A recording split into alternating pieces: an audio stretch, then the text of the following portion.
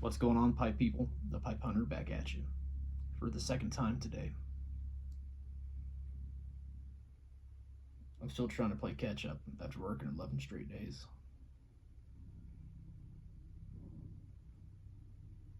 So I've got a few videos planned for this weekend. Smoking a Savinelli 504 Aroma straight bulldog. Picked that up on the road in North Carolina. And in it, I have BriarWorks Smokehouse, which is what this video is about.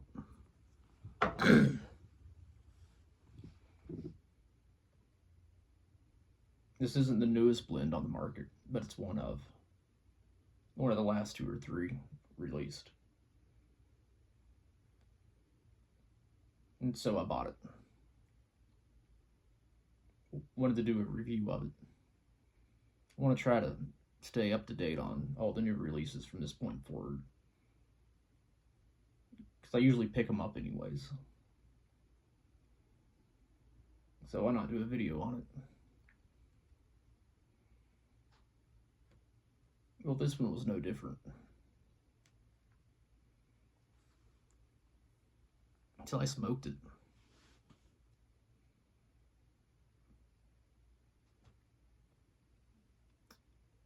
It was a big, well, there's a good and bad thing. The good thing is it's a fantastic blend. Really amazing stuff. The bad thing is I had it in my head that I have to do a review of this, which won't be easy, because there's a lot going on and the flavors meld together a lot. It can be hard to pick up or pick out the different varietals. I'm gonna do my best.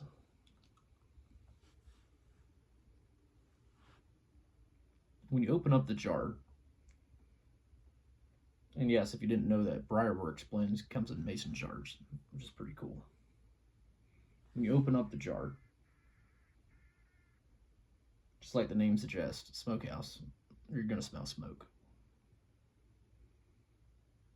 From the Latakia and the dark fire Kentucky. But it's not just one, not a one-dimensional smoke note. It's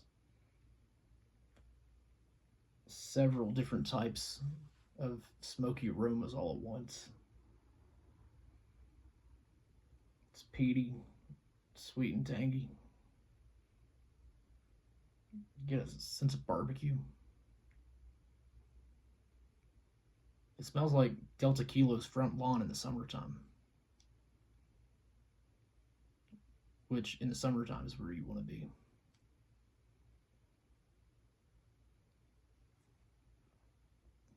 So I loaded it up and I smoked it. Usually what I try to do when I review a blend is break down each variety. Excuse me. And I'm still going to attempt that, but I couldn't pinpoint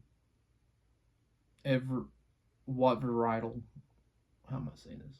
Some of the notes I was getting, because the way they blended so well together with other notes, I couldn't quite pinpoint which leaf it was coming from, which varietal. But it kind of smoked the way the tin smelled, or the jar smelled. Definitely a barbecue smell, smoked meat, and smoke, but again, in a good way. Different varietals of smoke. And that's not going to make sense until you smoke it.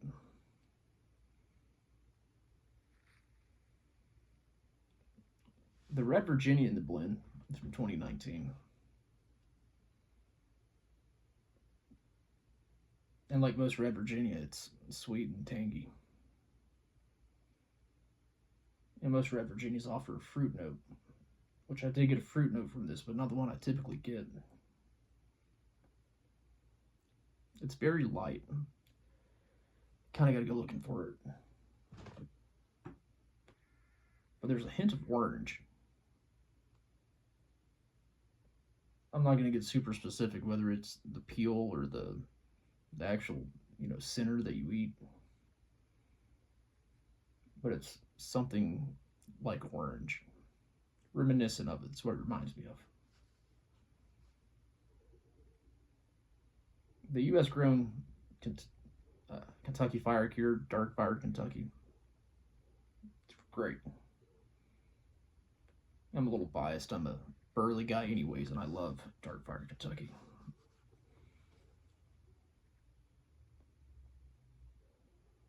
It has its own flavors, this peaty smokiness.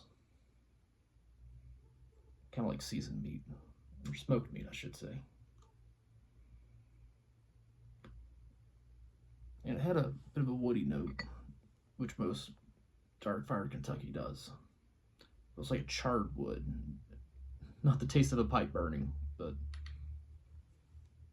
charred wood. Like the wood you would burn to smoke meat. This blend really does turn your pipe into a smoker and the tobacco into like the meats that you cure in it or smoke in it. I've never had a blend quite like this, if you can't tell. The Orientals is Izmir from 18 and 19. And they offer a lot of spice. Not spicy, but spices. That Oriental spice flavored. If you've had Oriental, you'll know what I'm talking about. And it's pretty interesting because imagine you're having a barbecue in the springtime. And so, the Virginias and the dark fired Kentucky give you the barbecue, but then the Oriental give you the springtime in the background, that floral, not quite flowery, but the zingy springtime Oriental flavor. You really have to smoke it to know what I'm talking about. Oriental's a hard one to describe, at least for me. But the Oriental mixed with the other varietals really make it seem like a springtime barbecue. And what I think really makes this blend, makes it very unique from other blends, is the Turkish Latakia.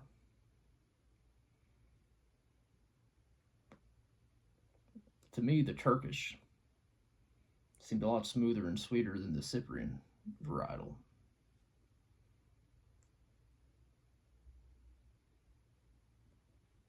And it adds its own level of smoke again, like I was speaking about with the aroma. You smell the jar note or the tin note. You get the smokiness from the dark fired Kentucky, and it's separate than the smokiness from the Latakia. And the Latakia plays really well with the Oriental. The Oriental plays well with the Red Virginia. But the Latakia really plays well with the dark fired Kentucky. These two different smoky flavors going back to back. And one doesn't really take over the other. It's all fairly even. It's a consistent smoke, but very complex, a lot of different flavors, but you're getting them all at the same time. So you can kind of zero in and out, focus one puff on this flavor and then kind of search for a different flavor, and it's there. It doesn't just randomly pop up. All the flavors are there, so you can kind of pick which one you want to focus on, and it'll be apparent to you. And they all just meld beautifully.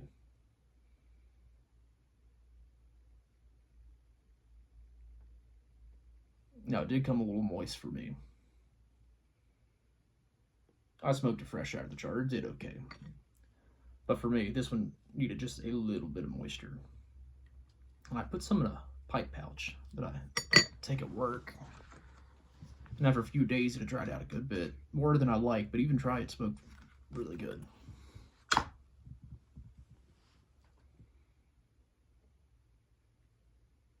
Burns slow. Burns very slow. It's not rough at all. It's smooth.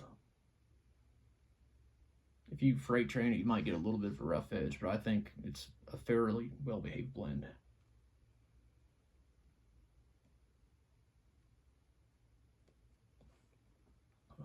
And if you're still watching this, which I hope you are, the interesting note. You know, McBaron's HH Old Dark Fired, at least for the U.S. market, was just discontinued in January. And actually, I just saw maybe Fort Noggins had a little bit of the Ready Red bulk version for sale a couple weeks ago. So there's still a little bit floating around, but it's all but gone. And right after Old Dark Fired is gone, here comes this blend, which I don't think is a coincidence. I think it's genius marketing. But this blend is not an Old Dark Fired clone or replica or substitute. And I don't think it's trying to be. I think it's trying to fill a gap or a missing hole in the market while being its own unique blend. And it does that very well. It's not Old Dark Fired, but it scratches the itch, at least for me. It's in the same ballpark, but definitely a different base.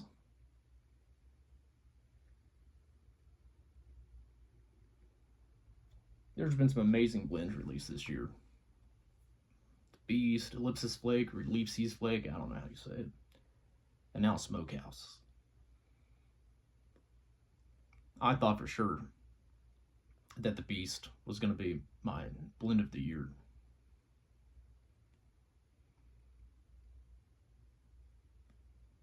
Because, I mean, it's really great stuff, too.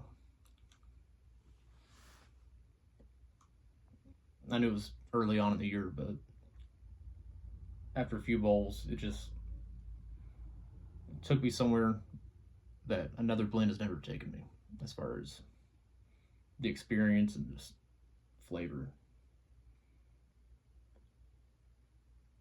And then comes Smokehouse. I wasn't expecting this.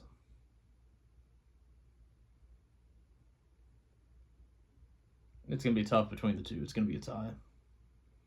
But I know my initial first impression of Smokehouse was better than my initial first impression of the Beast.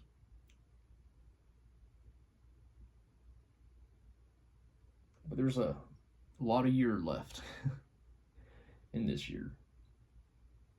And I'm sure there should be many more blends to be released. So we'll see which one's my favorite.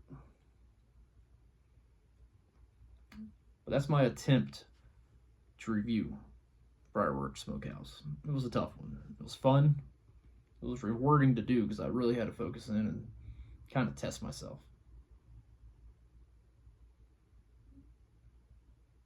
But this is one that I don't feel like my review did it justice. You really got to smoke this one for yourself to get all these notes and what I'm tasting. It's unique. I know it's hard to describe. But if you guys haven't tried this, I really hope you do. But that's all I have for this video. Thank you for watching. I hope you enjoy the rest of your weekend. And as always, keep smoking, keep puffing, and keep enjoying.